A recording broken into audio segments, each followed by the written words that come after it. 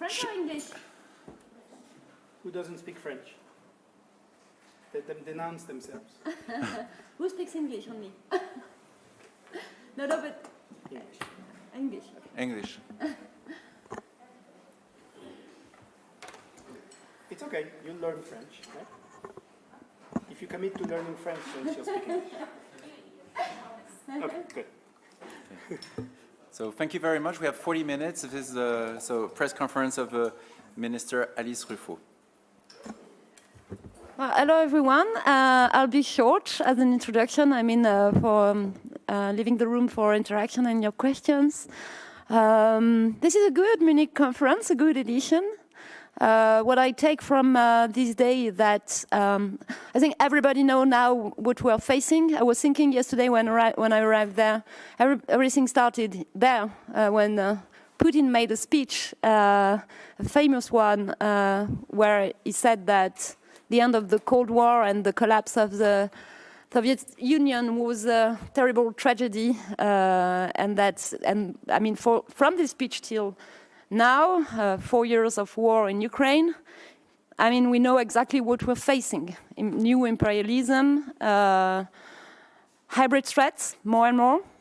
We know that being tested in the next years in Europe is possible. So we know what we are facing. We know what we have to do. Everybody knows. We need to be robust. We need to support Ukraine. We need to rearm. We need to be united.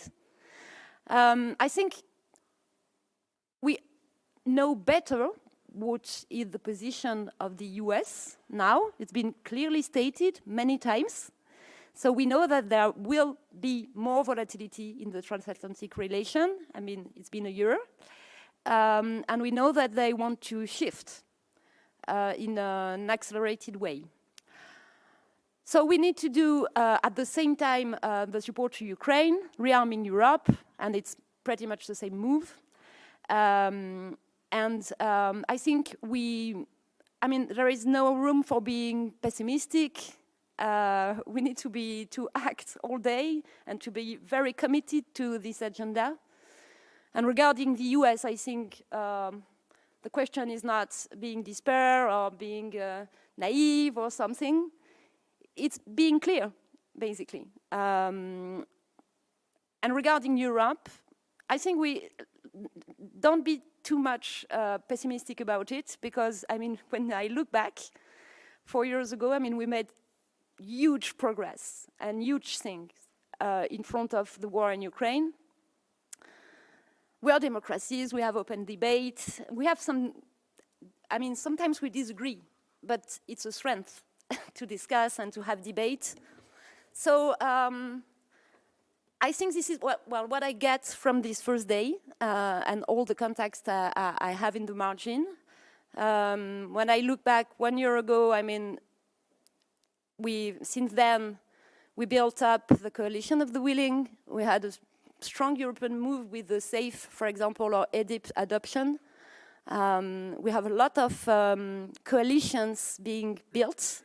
We have this loan for supporting Ukraine. It's been 1 year. So we can achieve a lot, but there's no room for being, I think, divided or being naive in front of what we have to face, and no room for being pessimistic. We need to continue on this agenda, which is a good agenda, and to be confident in ourselves. And I stop there.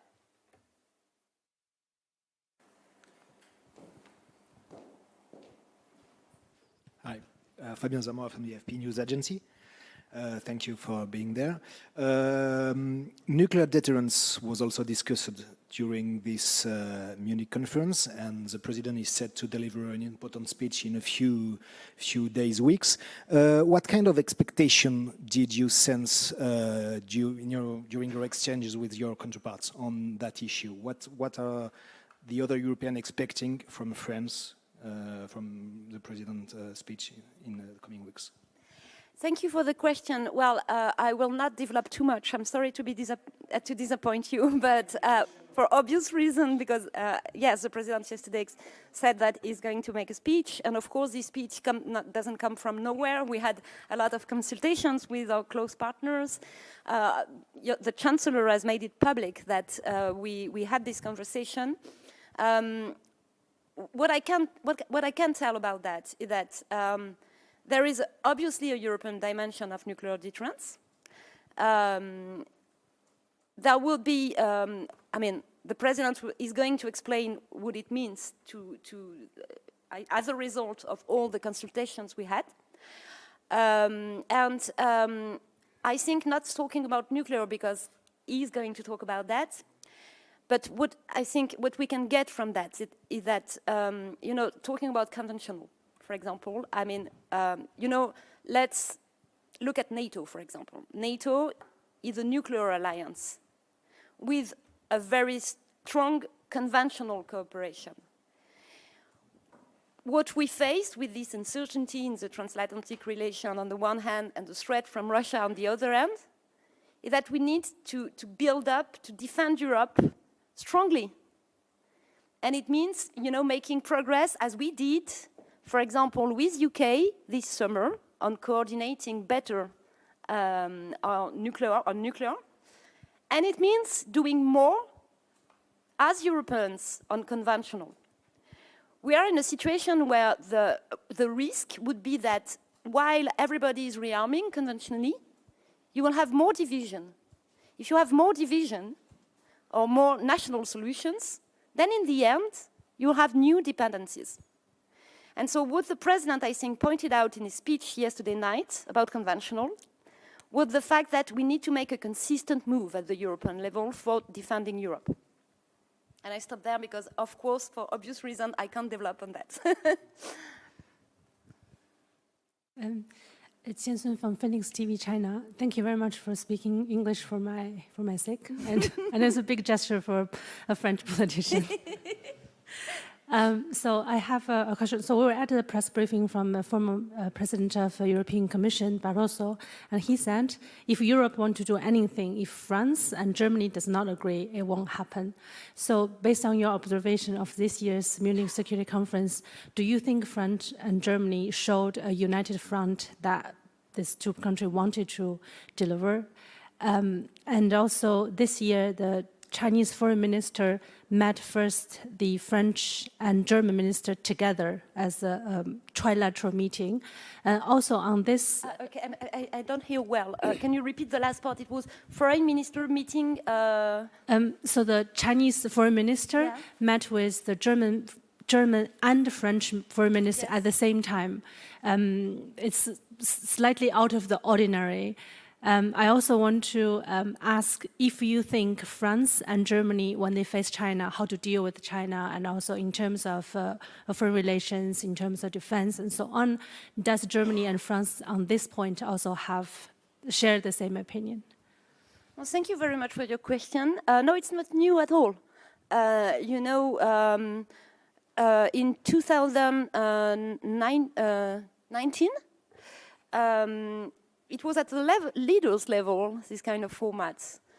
President Xi came to Paris and he had a meeting with President Macron, Chancellor Merkel at this time, and with the President of the Commission. There was, you know, there is a European strategy on China. And I mean, this format, this bilateral format to meet with China already exists. And I think it's a good move, because it shows unity in Europe.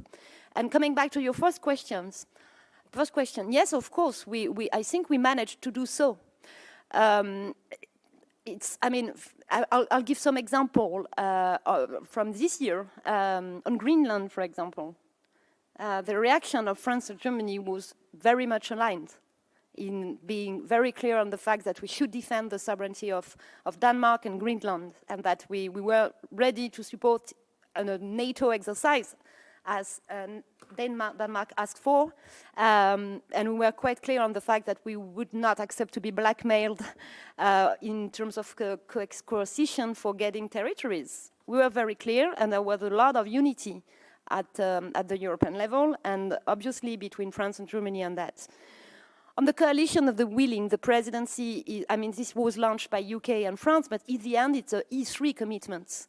And so we are very much committed all together in this format, in the coalition of the willing format. When I listen to the Chancellor's speech or Minister Pistorius's speech, I mean, they are very much committed to European defense, to European security, and when spending more on their defense, they talk about European defense and European sovereignty, which is brave new. I mean, 10 years ago, it would have been difficult because it would, I mean, we had, you know, this idea that talking about European sovereignty would weaken NATO. Now we can see that it is not the case. We are very much aligned on Ukraine. I mean, the support to Ukraine from Germany is very high and very important. Yes, we have some issues on some industrial cooperation, but we are going to make it. And that was, I think, what the president explained yesterday, because where you're definitely right is that, yes, we have a responsibility to play, because if we want to defend Europe better, France and Germany should be committed in that direction totally, and they are, and we need to showcase that. Can I ask a follow-up question? Is it possible? Can I ask a follow-up question? There is no rule. I want to know that, because this year, both Germany and France and other European countries showed a very strong willingness to build a European defense, independent of many others, great powers. But at the same time, security is always a sensitive topic. Do you see the possibility of European countries on the topic of defense cooperating with China? No, that's difficult. I have to be honest with you. There is still an embargo on armaments, which is a European one. And you know, defense is a sovereign competence in Europe. I mean, we talk about national defense, security review, and so on. Now we're part of the same alliance, which is NATO. And building up a stronger European defense means more cooperation, more industrial cooperation, more interoperability among European partners, more sovereignty, for example, in defending our own countries by ourselves, taking more responsibilities for our own security. It means make it more simple to invest in defense. And this is the job done by the Commission. It means invest together through European funds or European instruments for developing our own technologies. It means a lot, but it doesn't mean that we need to defend ourselves alone. We are part of the same alliance, and we are committed to our partnership and alliance. Next question, please. Anja Wieler-Schöck from the German Tagesspiegel. Yesterday, the president again made a very strong point or case for European initiatives for defense. Yet FCAS seems to be hindered majorly by national interests. Are you confident that FCAS will see the light of the day? And if yes, what makes you confident that it will actually materialize? Determination makes me confident.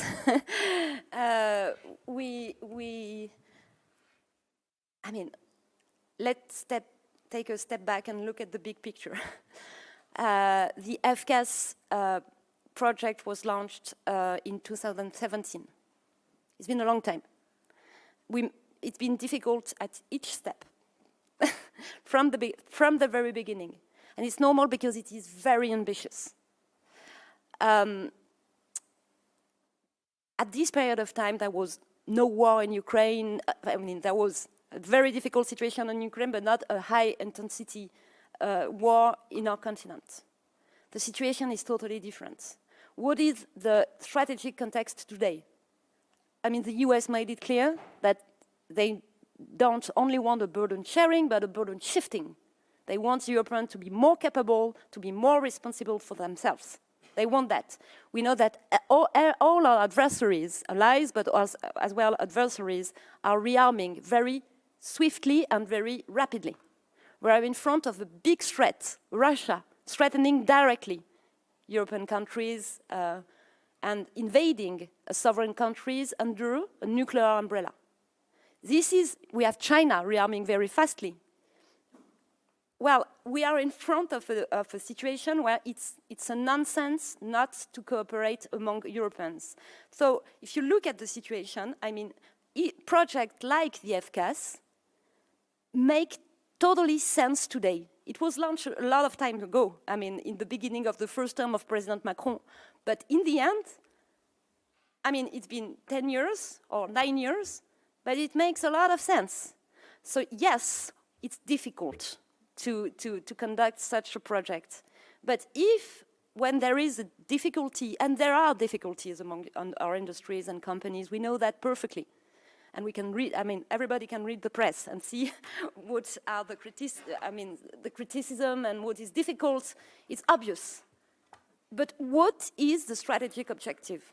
What do we want? I mean, when rearming, we want less unity in Europe, less interoperability. We want to weaken ourselves, but not by not taking our responsibility for common projects.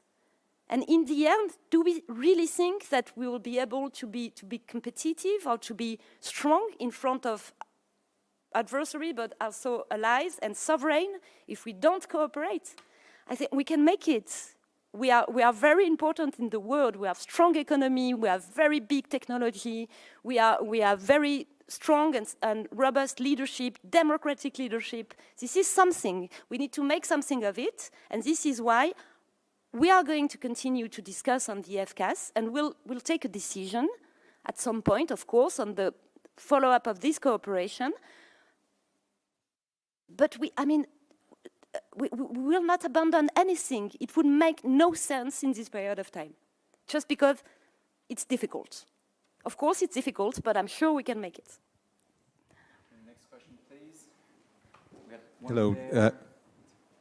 You have a microphone? Yeah. Daniel Michaels with the Wall Street Journal. If I'm correct, you had a bilateral meeting with Elbridge Colby, and I assume you very early in the morning. Okay. Is that good or bad? No, very good, but very early. Okay. And you were at the NATO Defense Ministerial. Did you hear him speak? What on the issue of transatlantic? Oh, she wasn't. No, okay, fine. I'm sure you're aware of what he said at NATO, but I mean, what is your sense? You know, what is the message you take from what Colby said in Brussels and here, and how do you assess what that says about the state of U.S.-Europe relations in NATO and on the defense front? Thank you. Thank you very much. You know, I've been talking with him for many months now.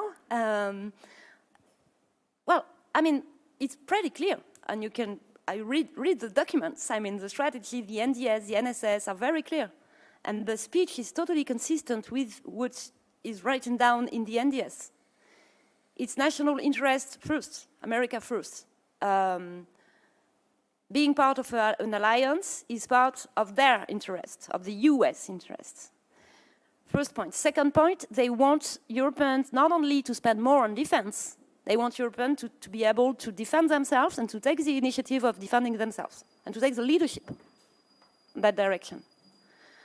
And I want to focus on China and Indo-Pacific. We need to do that. And I mean, when I met him this morning, we discussed Ukraine, the coalition of the willing. You know, we made a lot of progress beginning of January on that. And I mean, the dialogue with the Pentagon was very good and very important on this point, because we needed to cooperate with US on the famous backstop issue. And coming back to this question, I mean, you know, when we launched the coalition of the willing one year ago, many people were, you know, skeptical about that, and skeptical about the fact that we would never have any US backstop. We were convinced of the fact that if we were ready to take the initiative and to commit ourselves, and to make this planning all together, and to go back to the US by explaining, look, this is what we can do, and we need that, we need your backstop on that, it will work. That would not work if we were just like, we want to be around the table, but we are waiting for what you can deliver on Ukraine and for us before doing anything. In the end, we did, reverse engineering, and it worked. And so this morning I discussed the follow-up of the meeting in January of the Coalition of the Willing, because it's very important to have this close coordination between us, especially when there are discussions, as you know, between Ukraine and the US on the security guarantee, the bilateral security guarantee, and a close coordination between the Coalition of the Willing on the one hand and the US on the other hand. So, I mean, this is reality. This is what we need to do. It's perfectly clear. I can hear maybe in the margin of the conference relief or not relief. I mean, this is nonsense. The strategy is very clear. The messages are very clear. Now it's a question of determination and willingness, and I'm sure we can do it. I am sure we can. We need to stick to our objective, and the objective is being more robust, more sovereign, because it's being a better ally, to be more independent in a way. Anne Janusbaum, bonjour, par ici. Je ne vois pas du tout. C'est pas grave. Bloomberg News. Je me lève. Last year, J.D. Vance mentioned how Europe was facing the enemy from within. Rubio was not really striking the same tone. But this year, worries also focus on the role of AfD and how the US is encouraging AfD in Germany. Are you worried about similar interference by the US in France? And second question, on FCAS, you were pretty clear. My only question remaining is, do you agree with Dassault's assessment on the workload and how it's shared? Which one? Dassault. The fact that Dassault and Eric Trappier in particular are saying they want to retain leadership on the construction of the FCAS. Thank you. The Munich Security Conference is about defense policy and strategy. It's not about politics. So, I mean, there is, in politics, you have ideologies, you have movements, political parties, and so on, and that, I mean, fair enough. But when talking about security and defense interests, it's a state issue. You discuss with states, not political movements. Because when you are, you are a government of something, you defend not a political movement, you defend your country. And you talk about the interests, the sovereign interests of your country. And what I heard this morning was pretty much a speech about that, about about the US strategy in the world. And it was quite clear. I don't see any difference, in this speech and what we read in the NDS, for example. I mean, it's quite clear on that point. I'm not there to comment, the different speeches of the different people that are here for delivering their speech. I mean, I respect them and I work with them. But in the end, what depends, it's for us to take the conclusion and to try and stick to our agenda. Am I afraid of interference in an election? Yes, definitely, because we've already been there many times now, and it's not only about, from anywhere. This is really, and we are very cautious on that, because in the end, being sovereign is being free, and for being free, you need to protect your democracy. So we have all this debate about the free speech and so on, but I don't want to discuss with boats. I want to discuss with people. And when talking about political campaign, we have to have some kind of relation with the idea of truth, of trust, of being in front of somebody who talks about what he wants, and avoiding disinformation, interference, and so on. This is a question of sovereignty, this is a question of freedom. So we'll be very cautious on that, because this is the European way of being free. On the FCAS, I think I already answered. I don't have to agree or not. Dassault and many French companies have very good technical competencies. The Rafale has some advantages, apparently, because some countries definitely want more Rafale. I'm not there to be, on one side or on the other. You have when talking about new generation jet fighter, which we need collectively in Europe, you don't only talk about, the cooperation between Dassault and Airbus. You talk about a lot of industrial cooperations, and there are a lot of corporations that are working very well, very fast and very well. Of course, there are difficulties there. I know that Dassault is able to build a jet fighter. Look at the Rafale. In the end, the responsibility of the leadership of the governments that are clients to these companies is to make it work, not to take, to try and find solutions and to take the responsibility of this strategic objective. I'm not the head of a company. I'm in charge of the strategy we need to deliver for France, for Germany, for Europe. So I wouldn't make the confusion, but obviously, the French industrial basis has a lot of competence, and we need to use that in Europe. Thank you. Table Media first, and then L'Opinion. Yeah, thank you. Gabriel Bub from German media, Table Media. Sorry to ask again about FCAS, but... I'm sorry, you're very much interested in this issue. I can hear that.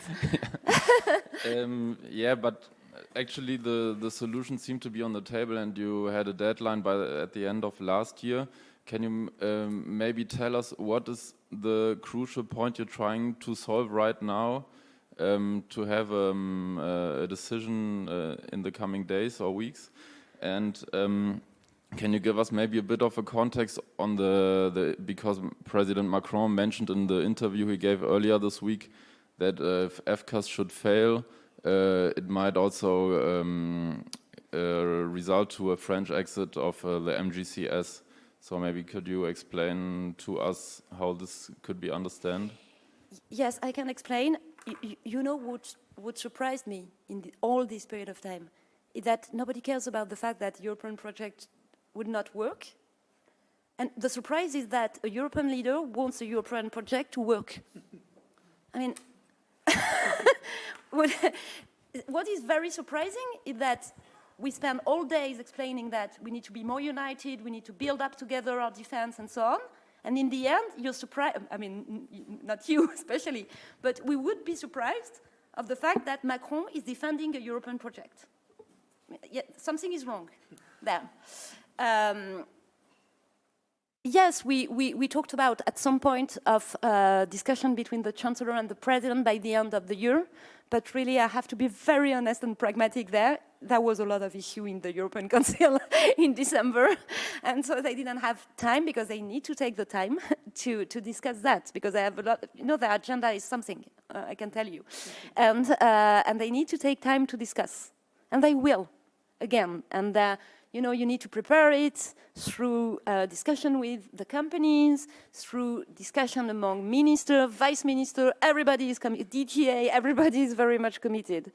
We relaunched the discussion in October, and we had a new government in France. But look, Toulon, the summit between Germany and France was in September. We had a new government in France in October. We are in February. That's okay. We are going to have this discussion. And I think it's not a question of 1 month or 1 month and a half.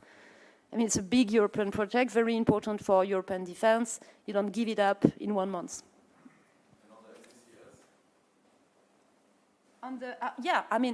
Obviously. Why would we? There is a link, and the link is definitely strategic. Again, we are not companies. We are states. So when we have a strategy, if you want it to fail, we would acknowledge that. But really, I have to say, I never heard anybody explaining to me officially that it would give it up such important European projects. But if we were in front of such a scenario, of course, the consequences would be important. So I think this is why President Macron told that, but you heard him yesterday. He's very much committed in making FCAS and MGCS a success. But if you don't have success only with one project, you kill another project. So that's That would be a strategic mistake again and again. I mean, this is not a question of only a question about industrial cooperation. This is a strategic issue, really. We're not talking about things, you know, we can comment on who told what to the press or something. We're talking about our own defense. We're talking about the generation of, the next generation of fighter jet to defend ourselves. This is very, very much strategic. It would be a terrible scenario if, in this period of time, in front of so many challenges, because there is a difficulty, would give it up everything. It would be really disappointing, and it would be something. We are not there, and we are going to fight for these two very important cooperation. L'opinion. I will come back to the nuclear deterrence. Sorry. And I will not answer, because the President made a speech yesterday, and I can't go further. Listen to the question. Was it planned to make it public here in Munich? Or was it a surprise to hear this point of the speech of Mr. Merz? It's symbolic to have this news on this conference, although the talk will not.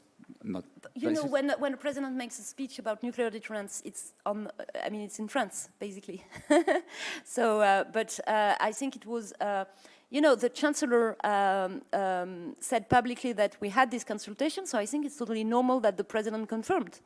But it was not a surprise to me in the end. But was it talked with Paris that Mr. Merz will talk about it? Yes, he did. He did many times, and that's a good move. I mean, we are very happy with this move. You know, when the President made his speech in February 20, it's been a lot of time. So Chancellor Merz made it clear, even before being Chancellor, that he would answer to the proposal made by France. So, we are there in Germany, so we confirm that. But the President will make a speech later. I'm sorry, I will not give you breaking news on that.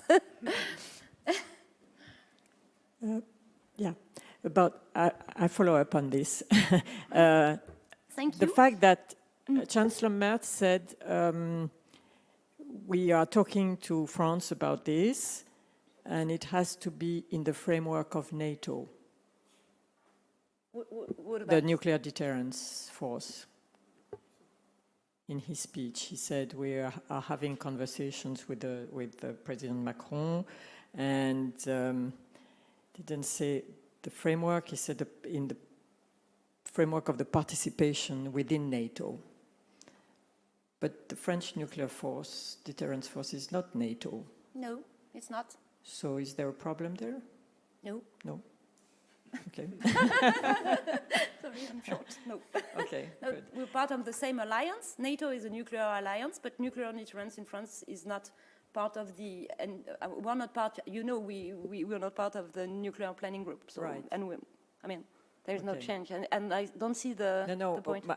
My question is that there seems to be a kind of contradiction when Merz says, we are having this conversation about I guess it's about the extension of French deterrence force,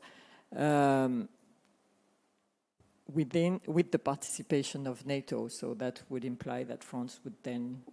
No. Okay, there's no problem. Okay, and again, another question is about this, again, the speech of Chancellor Merz, when he had this warning, not a warning, but he had this message to reassure his European partners, apparently, about a powerful Germany, saying we will not, go back to the mistakes we've made in history, so nobody has to be worried about a very powerful Germany. Is this something France is worried about? No, we are very much. rearming Europe and spending more for defense in Europe. I think we've been pushing for that for like 20 years, so that's good. Again, it's not only about Germany, it's about all our European partners. Yeah, but what Germany would be, will have, he says they'll have the first army in Europe. I mean, we have, you know, we are confident. We have a strong army, we have a strong industrial basis, and again, I mean, in the end, it's not a national issue, and it will not be only a national issue. If we want to defend Europe better, we need to think as Europeans from the very beginning on defending Europe. So, and we do. And I'm not German, you know. I'm French, and so in my answer, you can. I mean, I'm answering you as European thinking. I mean, what's the risk there would be that we would, at the moment when we need to make this consistent move at the European level and among European partners, we think, you know, as only nationally. This would be a mistake. We need, from the very beginning, to think as Europeans on the way to defend Europe. This is new for everyone, but we need to do it. Thank you. I have a question here behind. Please state that each time you're media. Laura Kelly, Politico. I have two questions. First of all, you mentioned relief from some European countries or officials after Rubio's speech. So are you worried that the momentum for more European independence from the US could kind of fade? And second question, today the EU and Canada officially signed the SAFE agreement. So what role do you see Canada playing in Europe's security, if any? Thank you. Thank you very much. I'm not desperate on the transatlantic link. I have to say, you know, when I gave the example of the coalition of the willing, I mean, we pushed hard for having the US on board on this backstop issue. We are very much committed in NATO. And we definitely believe that it's very good for the security of Europe to have a strong and robust transatlantic alliance. Now, I'm not worried about relief. I mean, that's good if it works. I'm worried about denial. This is different. We need to hear we need to read the documents again. That's very clear. That's very clear. What I've been, I mean, experimenting in the past is that we are looking at, we had many shocks this year. We were under pressure many times. In the end, the conclusion is still the same. We need to do more and to take more responsibility for ourselves and being more independent and being more sovereign. This is all the time the same conclusions. Look, for example, at the support to Ukraine, another example. I mean, we are doing 100% of the support to Ukraine. We buy American equipment, I mean, as the coalition of the willing, as Europeans. But in the end, this is, I mean, the support to Ukraine is 100% made by the Europeans. So we reacted, we took responsibilities collectively. So what I'm worried about is that, what I would be worried about is if I see, but I don't see it, but if I would see that we don't keep going on this agenda, we need to act fast and to move swiftly and to accelerate in that direction. I don't see that, but I just mentioned the fact that many times we've been like, okay, that's fine, let's do as we did before. This will never be the same as before. And I don't even know what we're talking about because, I mean, you know, it's history. And the shift, I mean, began a long time ago. So, so we need to continue as this agenda. And talking about SAFE, I think you give a good example. I mean, we are used to hear that, you know, SAFE is something that should be criticized because it's only for Europeans, that it's close to third countries. It's not. I mean, being more sovereign as European doesn't mean that we don't want any partners, but we want to be fair play, and we want them to be fair play. And in the end, when we negotiate on fair basis, of course we need cooperation, and that's the case with Canada.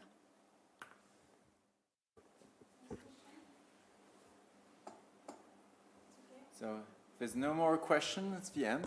Thank you very much for your attendance. You look like the sun to me. Many songs.